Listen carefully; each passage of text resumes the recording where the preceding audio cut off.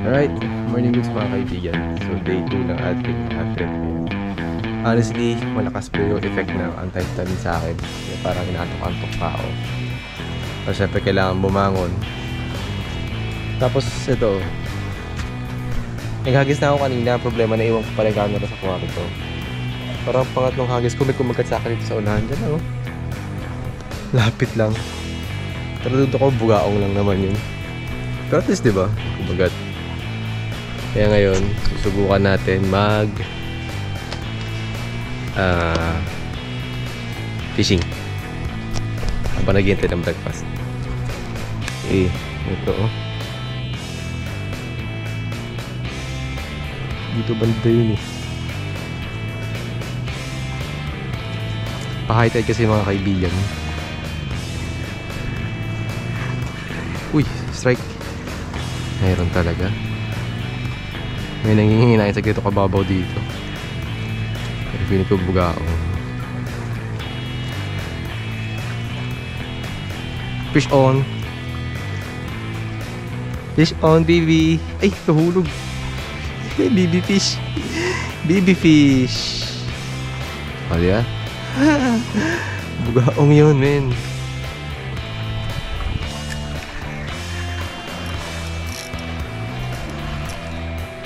Aga-aga sumabit. Punta natin. Mababa pa naman eh. Guys, ang sarap ng tubig. Mababasa na naman nata ako ah.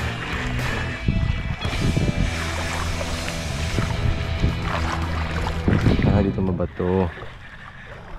Ito pala batuhan eh. Tawag dito. Laki ng bato.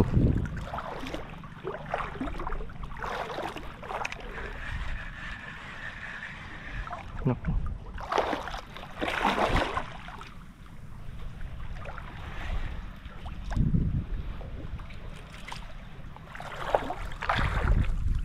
Ayun siya, makikita ko siya. So wag dito. Maraming bato. Doon lang banda. Yeah.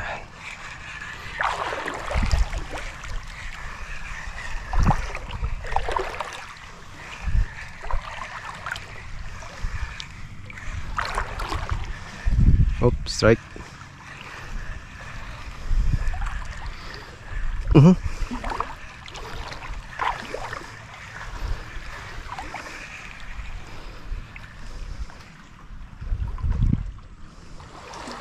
Parang talaga siyang pusit oh. Ganda.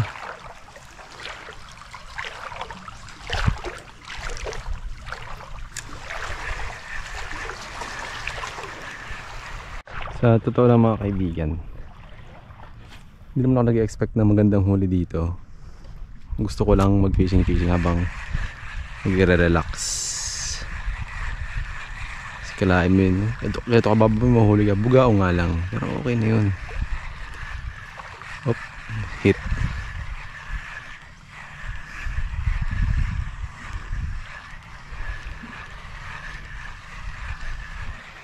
Meron at meron talagang kakagat.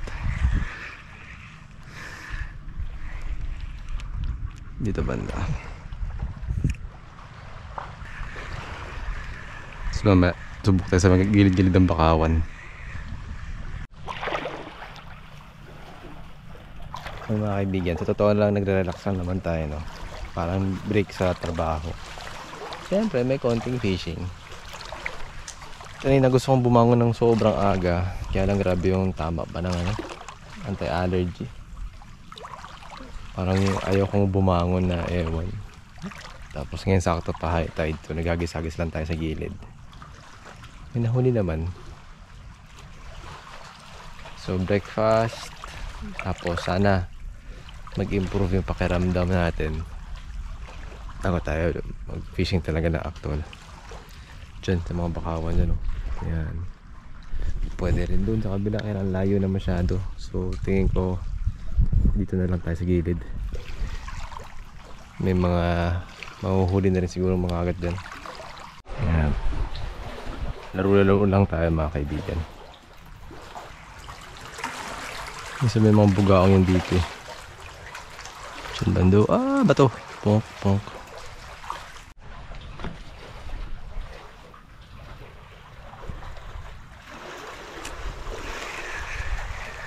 Dito ako nakahuli kanina. Bugaong baby. Oh, bugaong na naman.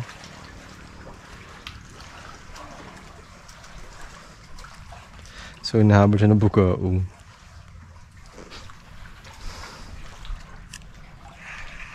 Makakahuli na ng bugaong. Pagkala natin ng retrieve.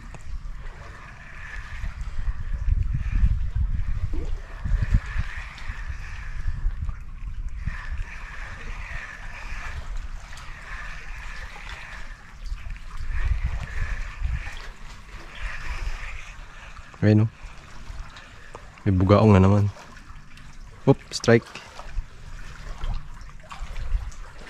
May hit.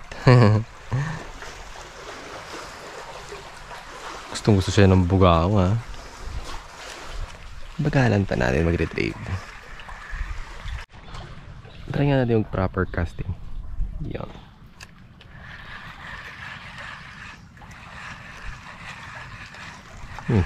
Oop, hit. Dalawang hit magkasunod. Malamang bugaong na naman yun. Ito may malaki ditong bugaong.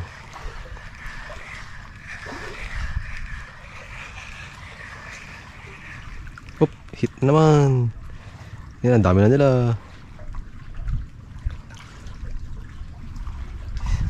Dami na nila. Medyo maraming hit, no? Isa pa lang yung talagang tumama sa kanya. Hop, hit na naman. Strike dapat. Continue. Dami nila. Gawan sila, no? Kawan. Kawan ng bugaong. Oh. Ah, may snapper, oh.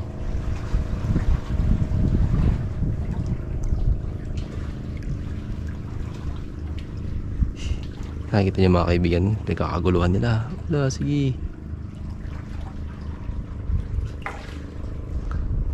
Hindi na sila natatakot sa presence ko.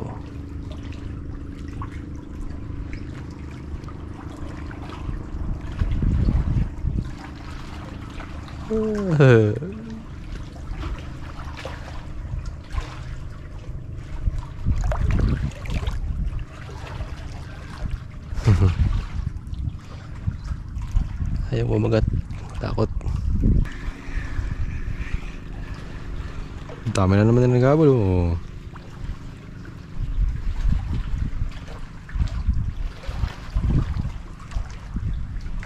Hindi mo kumakagat, hinahabol lang eh. They love the chase, pero hindi sila kumakagat. Bakit ganun, kaibigan?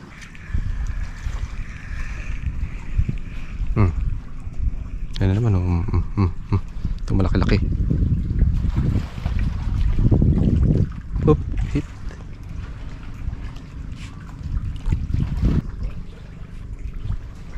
Ginagat na.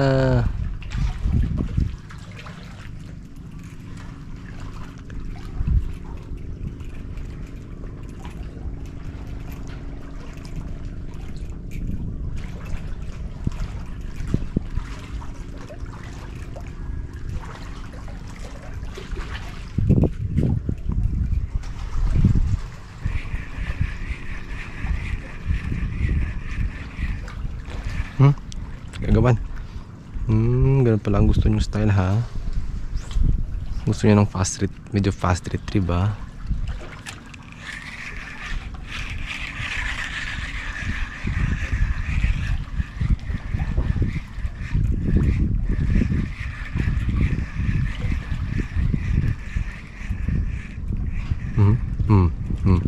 Gagawan sila eh.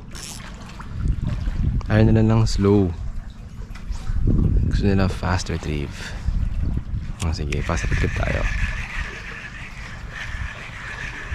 Ayun, hit kagad. Hindi ko alam eh. Hit na naman. Oo, hit talaga. Yung parang feeling na pumipigil-pigil, hit talaga yan siya mga kaibigan. nakikita ko nang kumakagat sila eh. So yung ginagawa natin ngayon, pinaglaro lang talaga natin yung mga isda. Wala naman tayong intensyong kainin yung mga yan, kaya dami niknik country. Ala, sige. Oop, kita mo yun? Exciting, di ba? Teka, tanggalan natin yung lumot-lumot. So mga kaibigan, pag may nararamdaman akong tumitigil-tigil, sabihin nakakagat yun ng bugaong. Kaya lang din nila nasasabitan yung kawil. At wala na sumunod. Aba, natututo na sila. Uy, batuhan. Okay. So dahil maliliit pa yung mga bugaong dito, palit tayo ng mas maliit pa para mas makagat nila mga kaibigan. Gamitin natin yung pinagamit ko kila Nathan at Leo nakaraan. Effective yun eh. Yung maliit na ito.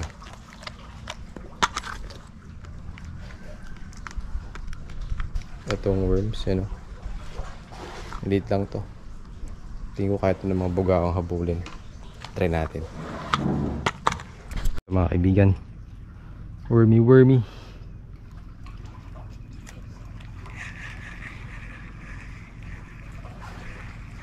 Oh, dami nila oh.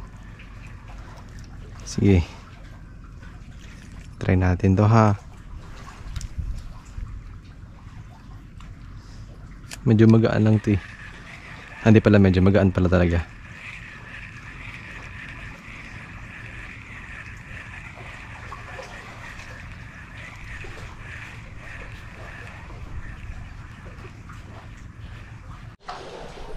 Yun. Tapos natin mag-breakfast, naghagis-hagis tayo ng wormy. Medyo malalaking bugaong yung ano, yung sumusugod. So, naisip ko, squid tracks tayo. Because, why not coconut?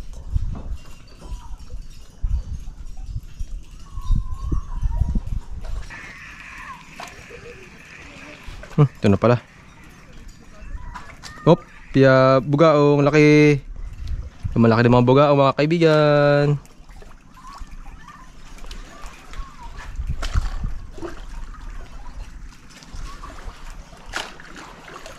Ay, nakagatin, nahabol-habol lang. Busog na ba sila?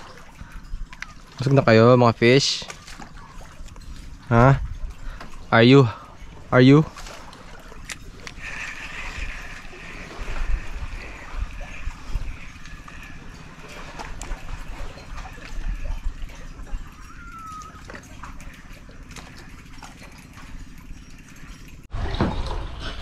Yon. After breakfast mga kaibigan, naghagis-hagis tayo ng ilan pa. Marami tayong strike sa bugaong. Dati ko na binidyo kasi bugaong lang naman yon. Weird din pala ng pakiramdam eh pagka nanik sa ganitong lugar ka, yung nakaka-relax. Parang gusto mo na lang mag-relax, parang ayaw mo na lang mag-fishing. Kanina kasi plano ko sanang bumaba doon para maghagis-hagis, pero parang mas na-enjoy ko dito na lang ako sa taas.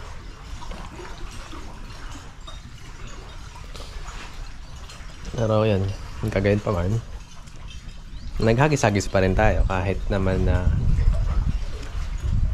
ang intensyon natin magpahinga at magbakasyon. So siguro kung kasama ko sila Papa, sila Kambal, dala namin yung rubber boat, malamang nandun na kami sa laot.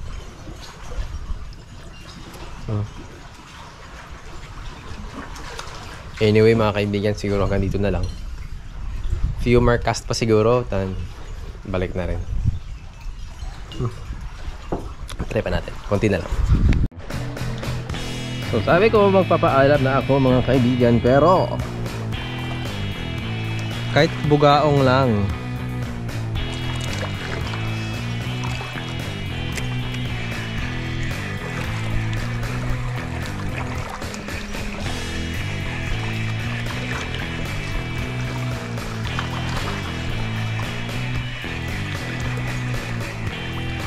Sabi ng ilangoy.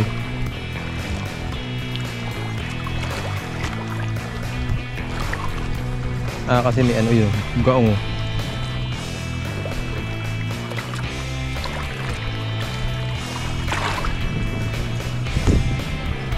Gaong country roads take me home to the place I belong. Yun na siya. The Bugaongs. Ganda na. Uy! Taas ha. Parang lapit.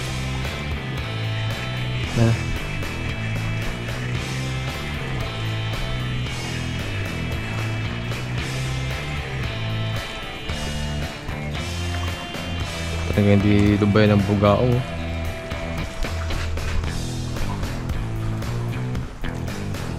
Okay, that's it mga kaibigan.